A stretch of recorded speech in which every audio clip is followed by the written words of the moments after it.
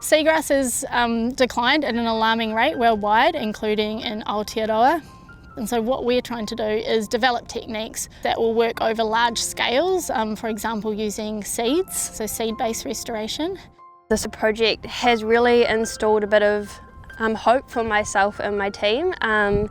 That seagrass restoration could one day be a viable restoration idea that we could potentially use over in the Marlborough Sounds. I've learnt heaps throughout this whole project from the team at Cawthron, and what an amazing species seagrass actually is, and all the benefits that it has for our coastal marine area and the ecosystems within it. I really learnt what a sensitive species it is and how much effort it takes to all come together and to restore a species like seagrass in its natural environment. This project's benefited me because it's my first professional scientific project, so the skills that I've gathered in this will help me in my scientific career.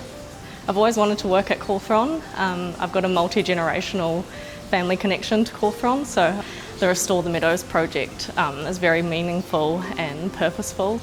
It's been very, very fulfilling. I'd love to see this project move towards establishing a functioning seagrass nursery. So you have little seagrasses in the nursery, they flower and you can collect seeds from there. And to be honest, I'm just happy that seagrass is finally getting some of the attention that it deserves. I think it'd be really cool if this project was able to be expanded nationwide, that we had regional nurseries and set up in different locations up and down Aotearoa, New Zealand, and also through that we get more community involvement and get more people involved in citizen science and restoring our seagrass meadows.